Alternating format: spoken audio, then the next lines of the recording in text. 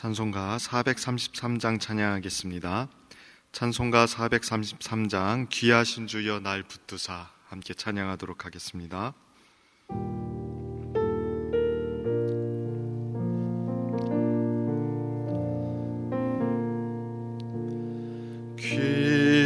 귀하신 주여 날 붙드사 주께로 날마다 더 가까이 저 하늘나라 나 올라가 구주의 품 안에 늘 안기어 영생의 복 받기 원합니다. 봉헌할 물건 나 없어도 날마다 주께로 더 가까이 내 죄를 주께 다 고하니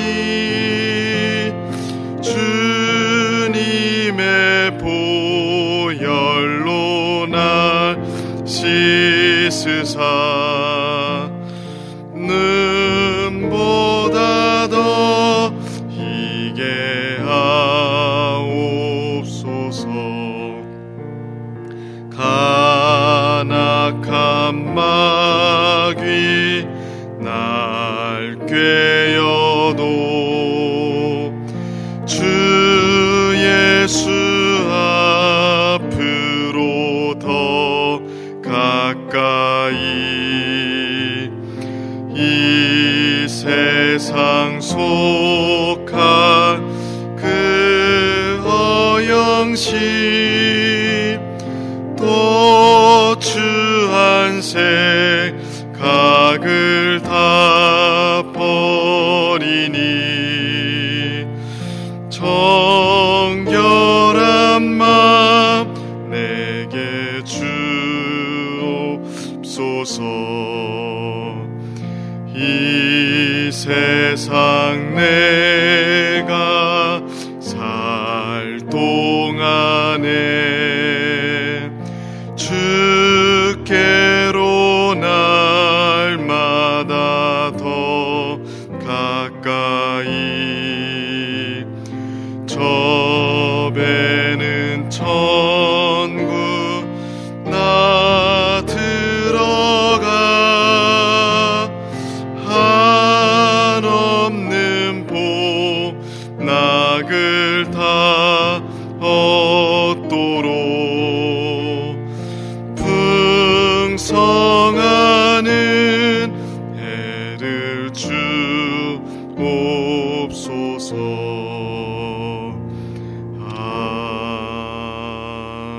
아멘.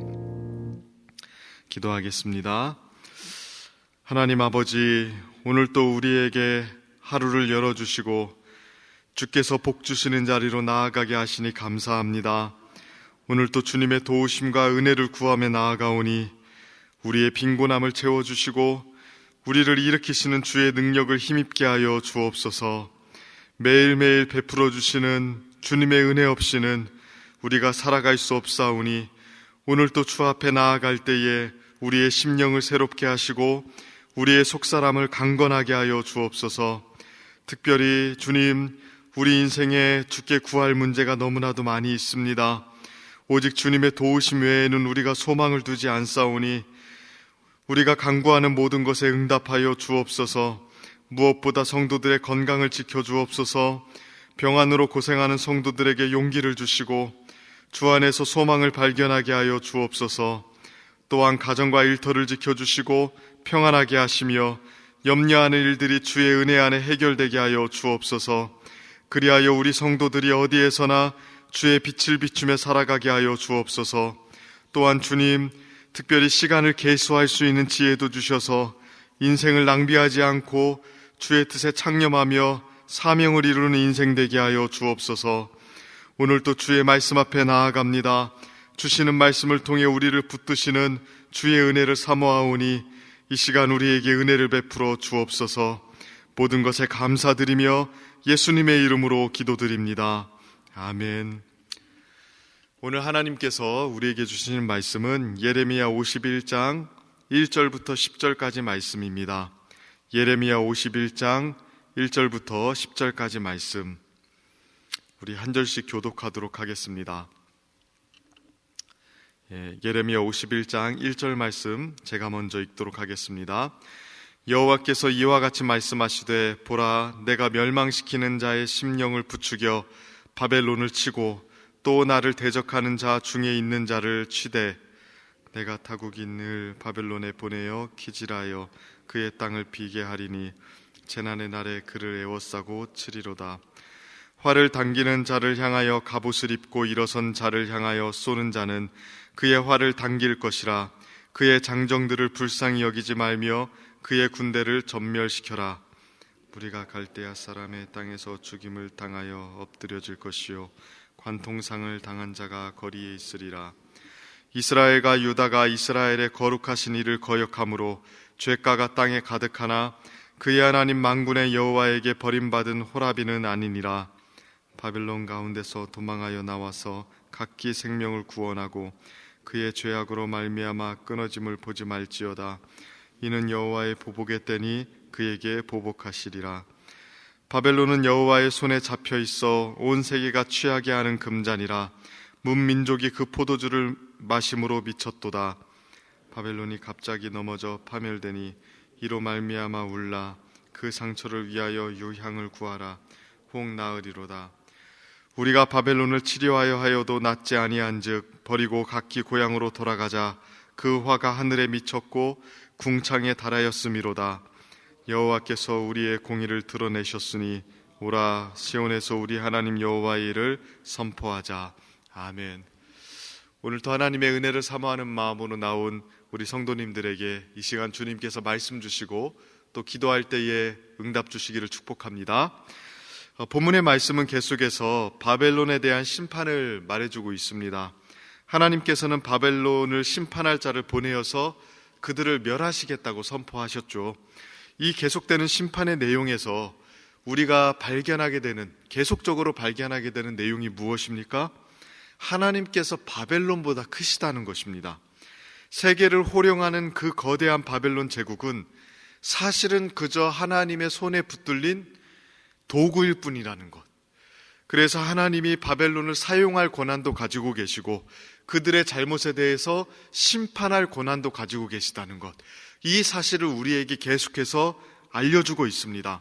오늘 본문에서도 그러한 내용이 명확하게 나오고 있죠. 7절부터 8절 말씀을 보실까요? 이렇게 이야기합니다. 바벨론은 여호와의 손에 잡혀 있어 온 세계가 취하게 하는 금잔이라. 문민족이 그 포도주를 마심으로 미쳤도다. 바벨론이 갑자기 넘어져 파멸되니 이로 말미암아 울라. 그 상처를 위하여 유향을 구하라. 혹 나으리로다. 그 거대한 제국을 향해서 하나님 뭐라고 말씀하십니까? 여호와의 손에 잡혀있는 금잔에 불과하다고 이야기합니다. 그냥 잔이 아니라 금잔이라고 했으니 하나님께서 꽤 귀하게 쓰셨던 잔인 것은 맞습니다. 그러나 아무리 아름다운 잔이라도 하나님의 손에 들려있는 도구에 불과한 것입니다. 하나님이 깨트리고자 하시면 언제든지 깨질 수밖에 없는 그런 도구에 불과한 것이 바벨론이라고 이야기하고 있는 것이죠. 한때 바벨론은 세상을 심판하시는 하나님의 도구로 사용되었습니다. 하나님은 바벨론을 사용하셔서 공의를 세우셨죠. 그러나 지금 바벨론은 어떻게 됩니까? 갑자기 넘어져서 파멸되었다고 이야기하죠. 대부분의 사람들은 이러한 현상을 보면서 기이하게 생각합니다. 어떻게 저렇게 거대한 제국이 하루아침에 무너질 수 있는가? 어떻게 온 세상을 호령하던 왕국이 한순간에 파멸될 수 있는가? 실제로 세계사를 보면 그러한 일들이 참 많이 있습니다. 위대한 제국이 한순간에 몰락하기도 하고요. 잘 나가는 기업들이 한순간에 금세 사라져버리기도 합니다. 영웅적인 모습을 했던 사람들이 한순간에 추락해버리는 경우도 있습니다. 이러한 일들을 보면서 우리는 항상 어쩌다가 이렇게 되었을까? 참 인생산을 알 수 없는 것이다. 이렇게 많이 생각을 하죠.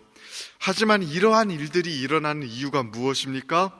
세계의 역사뿐만이 아니라 우리의 삶에 급변하는 일들이, 그래서 인간의 흥망성쇠가 급변하게 결정되는 일들이 일어나는 이유가 무엇입니까? 여러 조건들이 어쩌다가 맞아서 그렇게 된 게 아닙니다. 우연의 조각들이 맞추어져서 그런 것이 아니죠. 하나님께서 모든 것을 손에 움켜쥐고 자신의 주권대로 뜻을 펼치시기 때문에, 하나님께서 모든 것을 도구로 활용하셔서 자신의 뜻을 활용하시고 그것들을 세울 권한도 가지고 계시고 심판할 권한도 가지고 계시기 때문에 그런 일들이 일어나는 것입니다. 아무리 대단한 것들이라도 하나님은 한순간에 무너지게도 하십니다. 또 반대로 아무리 작은 것들이라도 하나님은 한순간에 세우셔서 일으키시기도 하시는 것입니다. 세상의 여러 조건들 아래서 그것에 얽매여서 하나님은 일하지 않으시죠. 모든 것은 결국 하나님의 손에 붙들린 잔에 불과합니다. 우리는 우리의 시대와 역사를 바라보면서 이러한 관점을 견지하고 있어야 됩니다. 뉴스를 볼 때마다 우리는 세상에 힘 있는 사람들과 기업들과 국가들이 세상을 좌지우지하는 것을 참 많이 보게 되죠. 영향력 있는 사람들의 말 한마디 때문에 주식시장이 요동치는 것을 바라보면서 결국 사람이 주인이구나, 이런 생각들을 하게 되기도 합니다. 하지만 믿음의 사람들은요, 세상을 다르게 볼 수도 있어야 됩니다. 모든 것의 그 막후에 언제나 하나님이 계심을 기억해야 됩니다. 세상을 움직이는 거대한 세력들이 전부가 아니라는 것입니다. 보이지 않는 뒤편에 하나님이 계시고 그 하나님께서 그 모든 것들을 움켜쥐시고 움직이고 계시다는 것, 우리는 이 사실을 언제나 의식하면서 세상을 바라보고 역사를 바라볼 필요가 있습니다. 우리 인생을 바라볼 때도 마찬가지 아니겠습니까? 우리 삶에 막강한 영향력을 주는 사람들이 분명히 있습니다. 회사의 상급자들이 있고요, 나에 대해서 평가하면서 내 삶에 영향을 미치는 사람들이 분명히 있습니다. 거래처에서 갑의 역할을 하는 사람들도 있습니다. 내 인생을 좌지우지하는 중요한 시험들이 있기도 합니다. 그래서 그 앞에서 우리의 삶이 자주 위축되기도 하죠. 그러나 우리는 언제나 이 모든 일의 뒤편에 주님이 계심을 볼 수 있어야 됩니다. 커튼을 걷으면 항상 주님이 계시고 그 모든 것을 주님께서 주관하고 계시다는 믿음으로 주님을 신뢰할 수 있어야 됩니다. 그래서 내 삶이 결국에는 눈에 보이는 사람들이 아니라 하나님에 의해서 이끌려가고 있음을 믿는 믿음을 가지게 되기를 주님의 이름으로 축복합니다. 이렇게 바벨론을 손에 든 잔으로 여기면서 바벨론을 심판하시는 하나님의 크심을 본문은 계속해서 이야기하고 있는데요. 그러나 동시에 오늘 본문이 또 한 가지 강조하는 것이 있습니다. 무엇입니까? 바벨론을 심판하는 가운데 특별히 보살핌을 받는 대상들이 있다는 것입니다. 그 대상들이 누구죠? 이스라엘입니다. 참 묘한 상황이 본문에 그려지고 있는데요. 5절부터 6절을 보시면 이렇게 이야기합니다. 이스라엘과 유다가 이스라엘의 거룩하신 이를 거역함으로 죄가가 땅에 가득하나 그의 하나님 만군의 여호와에게 버림받은 호라비는 아니니라. 바벨론 가운데서 도망하여 나와서 각기 생명을 구원하고 그의 죄악으로 말미암아 끊어짐을 보지 말지어다. 이는 여호와의 보복의 때니 그에게 보복하시리라. 이스라엘과 유다 역시 하나님께 죄를 지었다고 이야기합니다. 분명하게 이야기하고 있죠. 바벨론만 하나님께 잘못을 한 게 아니죠. 이스라엘 역시 하나님을 거역하면서 하나님께서 주신 땅에 죄가 가득하게 만들었다고 이야기합니다. 그러나 이스라엘은 바벨론과 같은 운명에 처하게 되지 않습니다. 이스라엘에게는 뭐라고 이야기하십니까? 바벨론의 심판 가운데서 도망쳐서 구원을 받으라고 이야기하죠. 말 그대로 이스라엘은요, 이러한 심판 가운데서 특별한 은혜를 입은 것입니다. 하나님이 주신 땅을 죄로 가득하게 만들어서 심판을 받긴 했는데 그럼에도 불구하고 하나님은 이스라엘을 완전히 버리지 않으셨습니다. 바벨론 땅에 끌려와서 고난을 당할 때에도, 심지어 바벨론이 멸망할 때에도 하나님은 자기 백성들에게 살 길을 마련해 주고 계시다고요. 공의로 심판하는 가운데서도 은혜를 입도록 만들어 주시는 겁니다. 이것이 본문에서 보여주고 있는 하나님 백성들을 향한 하나님의 여전한 사랑입니다. 우리는 이 은혜가 여전히 우리에게도 있다는 것을 알고 있습니까? 죄악된 세상이 하나님의 심판 아래 있다는 것, 분명한 사실이죠. 그리고 언젠가는 하나님의 심판이 결국에는 임하게 될 것이라는 것도 우리는 알고 있습니다. 그리고 지금도 하나님께서 공의로 세상을 심판하심으로 다스린다는 사실도 알고 있습니다. 그 심판 가운데 우리는 어떻게 살아가고 있습니까? 세상 사람들 못지않게 사실 우리도 죄인인 것은 분명하지 않습니까? 그러나 본문이 분명히 가르칩니다. 하나님의 백성들에게는요, 하나님이 특별한 은혜를 베풀어 주십니다. 그리스도 안에서 맺은 언약 때문에 하나님은 우리를 그냥 그대로 내버려 두지 않으십니다. 여전히 우리를 돌보시죠. 공의로 세상을 심판하실 때에도 그의 백성들이 살 길을 발견할 수 있도록 해주시는 겁니다. 마치 소돔과 고모라를 하나님께서 심판하셨을 때 롯을 거기서부터 도망갈 수 있도록 해주신 것처럼 여전히 그의 백성들이 살 길을 마련해 주시는 것, 그것이 우리를 향한 하나님의 은혜입니다. 그러므로 세상을 다스리는 그 크신 하나님, 온 세상을 손에 든 잔으로 여기시는 그 하나님이 그의 백성들을 특별히 돌보시고 여전히 교회에 또 그의 백성들에게 살 길을 열어주신다는 것을 꼭 기억하셨으면 좋겠습니다. 특별히 장기화되는 코로나 사태 속에서 이 믿음을 가지고 하루하루 살아갔으면 좋겠습니다. 하늘이 무너지고요, 땅이 뒤틀려도 하나님은 그의 백성들을 돌보시고 피할 길을 내시고 살 길을 마련해 주십니다. 그 하나님이 우리의 아버지이심을 기억하면서 오늘 하루 낙심하지 아니하고 오히려 담대함으로 하나님을 의지하는 믿음으로 살아가는 우리 성도님들 되기를 주님의 이름으로 축원하고 축복합니다. 이 시간 함께 같이 기도하도록 하겠습니다. 이 시간 기도하실 때에 하나님 우리에게 오늘 또 은혜 베풀어 주셔서 주께서 붙드시는 은혜 가운데 살아갈 수 있도록 해달라고, 또한 하나님께서 의지하는 믿음으로 하나님이 우리에게 복 주시고 또 피할 길을 내시고 살 길을 마련해 주시는데 오늘 또 그 하나님의 은혜를 의지하는 믿음으로 살아갈 수 있도록 해달라고 기도했으면 좋겠습니다. 또 한 가지 교회를 위해서 기도해 주시기를 바랍니다. 주님의 몸된 교회가 주의 은혜 안에서 굳건히 설 수 있도록 해달라고, 또 연말을 맞이해서 교회가 다시금 잘 정비되고 또 마무리를 잘해서 하나님께 영광 돌리는 시간들이 될 수 있도록 해달라고 기도해 주시기를 바랍니다. 또한 우리 교회에 주신 그 제자 삼는 사명과 또 선교적인 교회가 되는 사명, 하나님께서 은혜 베풀어 주셔서 이루어갈 수 있도록 해달라고 기도해 주십시오. 나라와 민족을 위해서 기도해 주시기를 바랍니다. 장기화되는 코로나 가운데 하나님 은혜 베풀어 주셔서 우리가 지치거나 낙심하지 아니하도록, 또 한국교회가 반등하여 일어서는 기회가 될 수 있도록 기도해 주십시오. 오늘 주신 말씀 붙잡고 또 교회를 위해서, 나라와 민족을 위해서 우리 주여 한번 간절하게 부르짖으며 하나님께 나아가도록 하겠습니다. 주여, 하나님 아버지, 오늘 또 하나님 아버지 주의 은혜를 간구하며 나아가오니 하나님 아버지 붙들어 주시고 하나님 이끌어 주시기를 원합니다. 아버지 하나님, 오늘 또 주신 말씀대로 하나님을 전심으로 의지하며 나아가게 하시고 주께서 하나님 붙드시는 가운데 설 수 있게 하여 주옵소서. 하나님, 세상이 무너지고 모든 심판 안에 들어가도 하나님 전적으로 하나님을 의지하며 나아가오니 우리에게 살 길을 열어주시는 주님, 주님의 은혜 가운데 오늘 또 살아가고 낙심하지 아니하고 주님을 바라보며 나아갈 수 있도록 하나님 도와주시옵소서. 하나님 아버지, 특별히 온 세상을 주관하시는 하나님, 우리가 역사의 막후에 또 하나님 커튼 뒤에 계시는 우리 하나님을 바라보며 나아갑니다. 하나님 아버지, 은혜를 베풀어 주옵소서. 주님 붙들어 주시옵소서.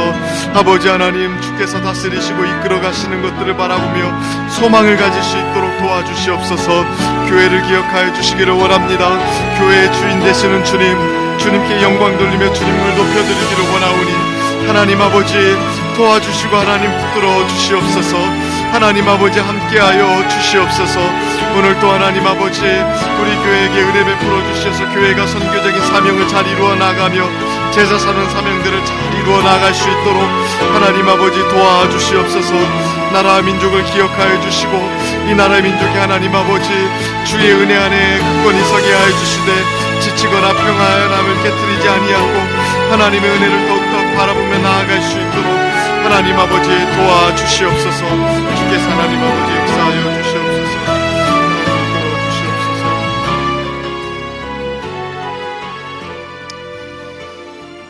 이 시간 기도하실 때에 이번 한 주간도 특별히 월요일입니다. 성도들의 가정과 지역사회를 위해서 기도해 주시기를 바랍니다. 이 시간 기도하실 때에 이번 한 주간도 모든 성도들의 가정이 하나 되고 자녀들이 형통하며 영육 간에 강건하도록 성도들의 생업과 사업장마다 하나님께서 하늘의 문을 여시고 복 내려주시도록 또 성도들이 서는 곳마다 예수님의 향기를 나타내어 지역사회가 복을 받도록 기도해 주시길 바랍니다. 계속해서 담임 목사님을 위해서 기도해 주시고 또 함께 동역하시는 장로님들과 교역자들이 사랑으로 하나 되어서 온 교회가 성령으로 충만한 가운데 부흥의 역사를 이루게 해달라고 기도해 주시기를 바랍니다. 성도들의 가정과 지역사회를 위해서 합심으로 기도하신 후에는 자유롭게 기도하시면 되겠습니다. 이 시간 기도하실 때에 먼저 저를 따라해 주시기를 바랍니다. 주여 문을 열어 주옵소서. 주여 문을 열어 주옵소서. 이 시간 주여 한번 간절하게 부르짖으며 하나님께 나아가도록 하겠습니다. 주여. 하나님 아버지, 오늘도 하나님 아버지 주님의 은혜를 간구하며 나아갑니다. 아버지 하나님 도와주시고 하나님 이끌어 주셔서 아버지 하나님